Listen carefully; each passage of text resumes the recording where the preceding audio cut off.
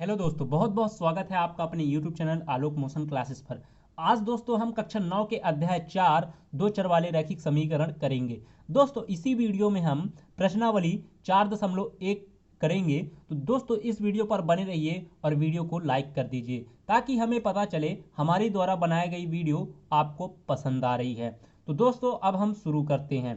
तो दोस्तों हमारा आज का टॉपिक है दो चर वाले रैखिक समीकरण। तो हम जान लेते हैं दो चर वाले रैखिक समीकरण होते क्या हैं। तो दोस्तों सबसे पहले हम दो चर की बात करेंगे। तो इसमें दोस्तों सबसे पहले हमको यह जानना आवश्यक है कि चर क्या है। चर क्या है? तो चर दोस्तों जिसका मान बदलते रहता है। आप इसे कक्षा 8 में भी पढ़ चुके होंगे, जिसका मान बदलता है, जैसे एक्स वाई जेड। ठीक है दोस्तों, आप कक्षा 8 में ये भी पढ़े होंगे एक चर वाले रैखिक समीकरण। तो दोस्तों अब हम आपको याद थोड़ा सा दिला देते हैं कि एक चर वाले रैखिक समीकरण होते क्या हैं। तो दोस्तों एक चर वाले रैखिक समीकरण क्या होते हैं? जिसमें कि एक चर हो, जैसे 2x प्लस 3 = 0। दोस्तों आप यहां देख सकते हैं कि इसमें कितने चर हैं? एक चर हैं। ठीक है, इसमें एक चर है। और जैसे 2y-2 = 0। ये दोस्तों ये कैसा रैखिक समीकरण है? ये एक चर वाला रैखिक समीकरण है। तो दोस्तों अब हम बात करते हैं दो चर वाले रैखिक समीकरण की। तो यहां हम बात करते हैं दो चर वाले रैखिक समीकरण। तो दो चर वाले रैखिक समीकरण होते क्या हैं दोस्तों? जिसमें क्या हो? दो चर हों, जैसे 2x + y + 4 = 0। ये दोस्तों कैसे समीकरण हैं? दो चर वाले रैखिक समीकरण हैं। आप और भी ले सकते हैं, 2s + t = 7। ये कैसे समीकरण है दोस्तों? ये दो चर वाले रैखिक समीकरण हैं। अब दोस्तों हम बात कर लेते हैं रैखिक समीकरण क्या होता है। रैखिक समीकरण क्या होता है दोस्तों? आप कक्षा 9 में ही अध्याय 2 में बहुपद बहुपद में पढ़ा होगा दोस्तों कि रैखिक समीकरण क्या होते हैं। तो दोस्तों जिस चर की अधिकतम घात क्या हो? एक हो, उसे दोस्तों हम क्या बोलते हैं? रैखिक समीकरण कहते हैं। तो दोस्तों जिस चर की अधिकतम घात एक हो उसे हम रैखिक समीकरण कहते हैं। जैसे दोस्तों हमारे पास यहाँ पास क्या है? 2x + 5 = 0 है। ये दोस्तों हमारे पास ये कैसा समीकरण है? एक चर वाला रैखिक समीकरण है। दोस्तों इसकी घात क्या है? इसकी घात एक है, कुछ नहीं है यहाँ पास, इसकी मतलब एक है। तो दोस्तों इसकी घात एक है तो हम इसे क्या बोलेंगे? ये रैखिक समीकरण है। अब दोस्तों एक और उदाहरण ले लेते हैं, 2x + y + 5 = 0। ये दोस्तों कैसा रैखिक समीकरण है? ये रैखिक समीकरण है कि नहीं? ये दोस्तों दो चर वाला रैखिक समीकरण है, क्योंकि इसकी जो इनकी चरों की घात अधिकतम क्या है? एक है। ठीक है ना, तो एक है। अब दोस्तों अगर आपसे मैं एक और उदाहरण पूछूं यहां पास, ठीक है, जैसे 2x² + y + 2 = 0। ये हमारे पास समीकरण है। तो दोस्तों ये कैसा समीकरण है? ये कैसा समीकरण है? ये द्विघाती समीकरण है दोस्तों। क्यों द्विघाती? क्योंकि इनमें पूरे चर में अधिकतम घात क्या है? 2 है। तो इसे हम दो घात मतलब रैखिक समीकरण नहीं कह सकते दोस्तों। इसे दो चर वाला समीकरण तो कह सकते हैं, लेकिन रैखिक नहीं कह सकते दोस्तों। इसे हम दो चर वाला द्विघात समीकरण कह सकते हैं दोस्तों, लेकिन रैखिक समीकरण नहीं कह सकते। तो दोस्तों अब हम बात करते हैं एक चर वाले रैखिक समीकरण के कितने हल हो सकते हैं। तो दोस्तों अब हम एक उदाहरण ले लेते हैं और देखते हैं। तो यहां लेते हैं दोस्तों 2x + 3 = 0। ठीक है, तो दोस्तों अब इसका हम अगर x का मान निकालें तो x का मान क्या होगा? पहले बात 2x है इधर, तो 3 को उधर पक्षांतर कर दोगे तो क्या हो जाएगा? -3 हो जाएगा। ठीक है, अब दोस्तों x का मान निकालें और ये 2 इसके गुणे में है, तो दोस्तों इधर हम ले जाएंगे पक्षांतर करेंगे तो यहाँ क्या हो जाएगा? इसके भाग में आ जाएगा। ठीक है, तो ये x का मान क्या आया?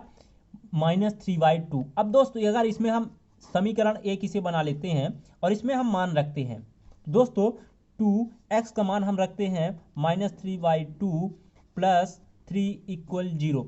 ये है दोस्तों। अब दोस्तों ये 2 से 2 कैंसिल और ये -3 + 3 कैंसिल, ये 0। ठीक है, तो दोस्तों इसका हल केवल क्या आ सकता है? 1 आ सकता है। अब दोस्तों इसी तरह दो चर वाले रैखिक समीकरण के कितने हल हो सकते हैं? तो दोस्तों अब हम बात करते हैं दो चर वाले रैखिक समीकरण के हल। ठीक है, तो दो चर वाले रैखिक समीकरण के हल के बारे में बात करते हैं। तो दोस्तों इसके हम देखते हैं कि कितने हल हो सकते हैं। हम दो चर वाला एक रैखिक समीकरण ले लेते हैं 2x + 3y = 12। ये हमने दो चर वाला रैखिक समीकरण ले लिया दोस्तों। अब दोस्तों इसमें अगर हम x इक्वल क्या रखें, 3 रखें, तो x इक्वल 3, ठीक है, और y इक्वल कितना रखें, y इक्वल कितना रखें, 2 रखें। ठीक है, तो x की जगह हम क्या रखेंगे, 3 रखेंगे, और y की जगह हम क्या रखेंगे, 2 रखेंगे। तो दोस्तों यहां आप देखेंगे कि 3 दूनी 6 और ये 3 दूनी 6, ठीक है, इक्वल 12। और दोस्तों 6 6 12 और ये 12, यहां आप देखेंगे कि ये दोनों तरफ क्या हो गए, बराबर हो गए। अब दोस्तों क्या इसके अलावा और हम कुछ रख सकते हैं? जी हाँ, रख कर देखते हैं। हम x की जगह रखते हैं 2, x की जगह सॉरी हम 0 रखते हैं, ठीक है, और y की जगह हम क्या रखते हैं, 6 रखते हैं, ठीक है, नहीं 4 रखते हैं 4, ठीक है। तो ये 3 4 और ये हो गया 12। अब दोस्तों यहां देखेंगे कि ये हो जाएगा 2 का 0 से गुणा होगा तो 0 और 4 × 12 = 12। और इसके सोल्यूशन हो सकते हैं? जी हाँ, आप देखते हैं x की जगह हम क्या रखेंगे दोस्तों, देखते हैं x की जगह 6 रखते हैं और इधर रखते हैं अब हम 3 की जगह 3 में y की जगह 0 रखते हैं, ठीक है। अब दोस्तों इधर देखते हैं तो 3 ये 0 हो गया और 6 दूनी 12 = 12, ये हो गया दोस्तों। अब दोस्तों आप देखेंगे कि इसके कितने हल हैं, इसके कितने हल है, क्या 3 ही हल है? नहीं, इसके अनेक हल है दोस्तों। इसलिए हम कह सकते हैं कि दो चर वाले रैखिक समीकरण के अपरिमित रूप से अनेक हल होते हैं दोस्तों। तो दोस्तों ये रहा दो चर वाले रैखिक समीकरण के अपरिमित रूप से अनेक हल होते हैं। कितने हल होते हैं? अनेक हल होते हैं, ठीक है। तो दोस्तों अब हम बात करते हैं समीकरण क्या है। अब समीकरण के बारे में हम बात करते हैं दोस्तों। यह समीकरण का अर्थ है सीधे सीधे कहा जाए तो तुलना। क्या अर्थ है? तुलना, ठीक है। तो दोस्तों अगर हमारे पास x है और x बराबर 2 है, ठीक है, x बराबर 2 है, अगर इसमें हम 5 जोड़ दें, ठीक है, अगर इसमें हम 5 जोड़ दें तो इधर भी हमें 5 जोड़ना पड़ेगा, मतलब बैलेंस करना, इधर भी बराबर करना, इधर भी बराबर करना। तो ये हो जाएगा दोस्तों x + 5 = 5 6 7, ये हो गया दोस्तों। ये होते दोस्तों समीकरण, ठीक है, मतलब दोनों साइड इधर 5 है तो इधर भी 5 होना चाहिए, ठीक है, इसका मतलब होता है समीकरण। तो हम दोस्तों समीकरण को सीधा सीधा कह सकते हैं कि समीकरण प्रायः 2 या 2 से अधिक व्यंजकों की समानता को दर्शाने के लिए प्रयुक्त होता है। ये किसको दर्शाता है दोस्तों? ये जो बराबर का चिन्ह है वो किसको दर्शाता है? वो समानता को दर्शाता है। तो दोस्तों ये रहा समीकरण प्रायः 2 या 2 से अधिक व्यंजकों की समानता को दर्शाने के लिए प्रयुक्त होता है। अब दोस्तों हम बात करते हैं रैखिक समीकरण में कब प्रभाव नहीं पड़ता। तो दोस्तों पहला है समीकरण के दोनों पक्षों में समान संख्या जोड़ी या घटाई जाती है तब कोई इसमें प्रभाव नहीं पड़ता, ठीक है।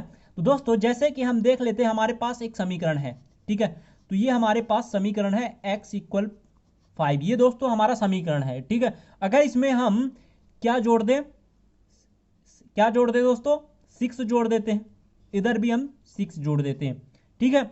अब दोस्तों इसमें अगर हम 6 जोड़ दिए, अब इसमें हम इसका मान निकालें x का और फिर इसको हल करें तो देखते हैं कोई प्रभाव पड़ता है कि नहीं। तो ये हो गया x + 6 = 5 6 11 होता है, ठीक है। अब दोस्तों x का मान हमारे पास आया क्या, 11 में 6 घटा दो, 6 घटाने पर हमें x का मान 5 मिला। अब दोस्तों अगर हम इसमें 5 रखेंगे, x में 5 रखेंगे तो हमारा ये हो जाएगा दोस्तों 5 6 11 5 6 11 और ये 11 = 11, दोनों साइड बराबर हैं, इस पे कोई प्रभाव नहीं पड़ा दोस्तों, ठीक है। तो दोस्तों जब कोई समीकरण में दोनों पक्षों में समान संख्या जोड़ी या घटाई जाती है तब कोई प्रभाव नहीं पड़ता। अब दोस्तों देखते हैं दूसरा है दोस्तों जब समीकरण में दोनों पक्षों को समान शून्येतर संख्या से गुणा या भाग दिया जाता है तब दोस्तों कोई प्रभाव नहीं पड़ता, ठीक है दोस्तों, अब हम बात करते हैं समीकरण बनते कैसे हैं। तो दोस्तों अगर हम आपसे बोलें कि एक राम है और एक श्याम, राम ने श्याम से कहा, ठीक है, एक तो राम है और दूसरा है श्याम, ठीक है। तो राम ने श्याम से कहा कि मेरे पास तेरे से 2 गुना, किससे दोस्तों, श्याम से 2 गुना, श्याम से 2 गुना और 5 अधिक सेब है, 5 अधिक सेब है। तो दोस्तों इसको हम समीकरण के रूप में कैसे लिखेंगे, राम को x मान लेंगे और श्याम को y मान लेंगे और दोनों को बराबर दिखाने के लिए हम समानता का चिन्ह लगा देंगे, बराबर का चिन्ह लगा देंगे। तो ये दोस्तों बन गया x इक्वल 2y+5, ये बन गया दोस्तों समीकरण। तो दोस्तों हम ऐसे समीकरण बनाते हैं दोस्तों। तो दोस्तों अभी हम आगे सीखेंगे प्रश्नावली 4.1 में कि और समीकरण कैसे बनाएं। दोस्तों अब हम थोड़ा सा समीकरण का, 2 चर वाले रैखिक समीकरण का मानक रूप जान लेते हैं। तो 2 चर वाले रैखिक समीकरण का मानक रूप ax + by + c होता है। दोस्तों यहाँ a, b और c क्या है, वास्तविक संख्या है दोस्तों, क्या है, वास्तविक संख्या है दोस्तों, ठीक है, वास्तविक संख्या है। और दोस्तों x और y ये दोस्तों सब दोनों क्या हैं, ये चर हैं, ये क्या है दोस्तों, दोनों चर हैं। चलिए अब हम दोस्तों एक उदाहरण लेते हैं, 2x + 3y + 5 = 0। अब हम आपसे अगर पूछे a का मान क्या है, तो a का मान क्या है दोस्तों, आप इसे ऐसे, आप इसका स्टैंडर्ड फॉर्म लिखिए, ax + by + c = 0। तो आप यहाँ देख सकते हैं a का मान क्या है दोस्तों, x का गुणांक जो है वो a का मान होता है। तो यहाँ a का मान क्या हो गया दोस्तों, 2 हो गया। और b का मान क्या है दोस्तों, जो y का गुणांक होता है वो b का मान होता है। तो y का गुणांक यहाँ 3 है, तो ये हो गया b का मान। और दोस्तों c का मान क्या होता है, जो अकेला होता है, जो अकेला अचर होता है वो क्या होता है, वो c का मान होता है। तो यहाँ c का मान 5 हो गया दोस्तों, ठीक है। तो दोस्तों ऐसे हम a और b और c का मान ज्ञात करेंगे। तो दोस्तों चलिए दोस्तों अब हम करते हैं प्रश्नावली 4.1। और दोस्तों अब हम प्रश्नावली 4.1 को हल करने वाले हैं। तो दोस्तों हमारा पहला क्वेश्चन है, एक नोटबुक की कीमत एक कलम की कीमत से 2 गुनी है। इस कथन को निरूपित करने के लिए 2 चर वाला एक रैखिक समीकरण लिखिए। दोस्तों अब चलिए इसे हम हल करते हैं और समझते हैं कि इसे कैसे करना है।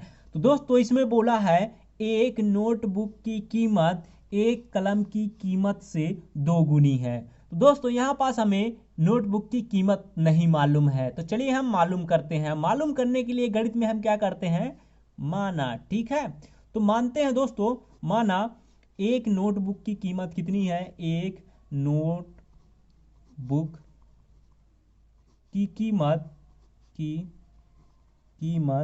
कितनी है दोस्तों, x रुपए है, कितनी है, x रुपए है। इसी तरह दोस्तों एक कलम की कीमत क्या है, एक कलम की कीमत कितनी है दोस्तों, 22 रुपए है, ये हमने मान लिया दोस्तों। अब हम हल इसे करेंगे प्रश्नानुसार दोस्तों, प्रश्नानुसार, जैसे जैसे प्रश्न में बोला है। तो दोस्तों इसने कहा है कि इस कथन को निरूपित करने के लिए 2 चर वाला रैखिक समीकरण लिखिए। तो चलिए बनाते हैं। एक नोटबुक की कीमत लिख लेते हैं यहाँ साइड में। तो यहाँ हम लिखेंगे नोटबुक की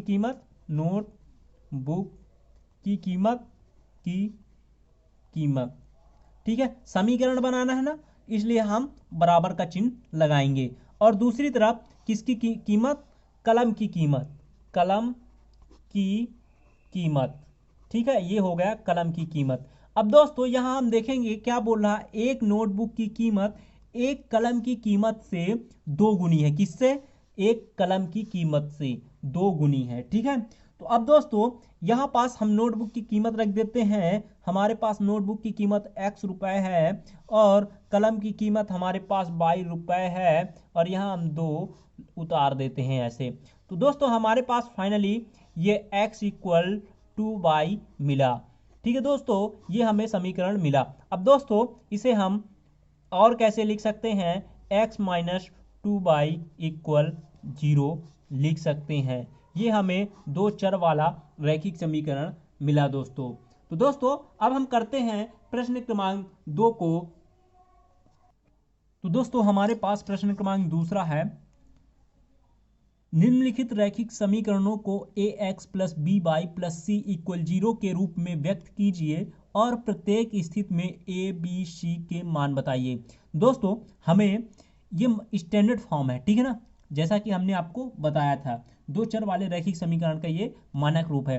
तो इस रूप में हमें सबको लिखना है, ये इस रूप में अभी नहीं लिखा है, ठीक है, और a और b c का मान बताना है। तो चलिए दोस्तों हल करते हैं, ले लेते हैं पहला क्वेश्चन दूसरे का, ठीक है।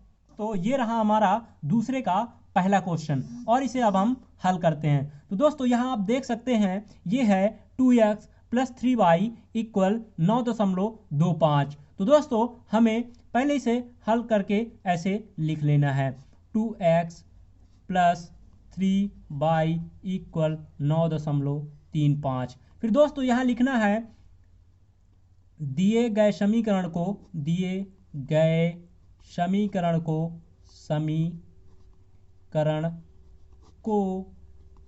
ax plus b y plus c equal 0 के रूप में व्यक्त करने पर ठीक है, करने पर। तो दोस्तों इसे जब आप व्यक्त करेंगे तो ये हो जाएगा दोस्तों 2x प्लस 3y, और जब 9.35 को इधर लाओगे दोस्तों तो ये हो जाएगा 9 माइनस 9.35, लेकिन आपको इसे कोष्टक में रखना है और यहाँ प्लस लगाना है, इक्वल इधर क्या बचेगा दोस्तों, जब इधर ले आओगे तो इधर 0 बचेगा, ठीक है। तो ये हो गया दोस्तों मानक रूप में ax plus b y plus c के जैसे। तो दोस्तों अब आपको a और b और c का मान निकालना है। तो दोस्तों a का मान क्या होता है, x का गुणांक, ठीक है। तो a का मान क्या होगा दोस्तों, x का गुणांक, जैसे कि हमने आपको अभी ही थोड़ी देर पहले स्टैंडर्ड रूप में बताया था।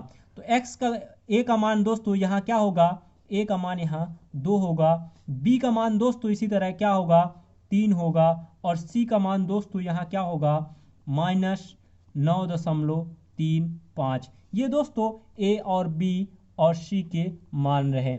ये हो गया दोस्तों आंसर। इसी तरह दोस्तों आपको सभी प्रश्न हल करने हैं।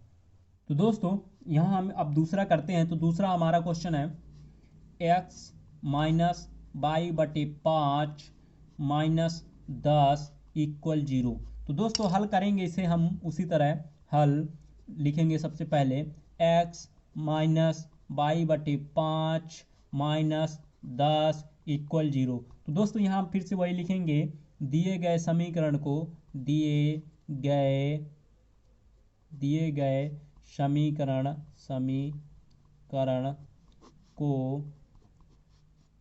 ax plus b y plus c equal 0 के रूप में व्यक्त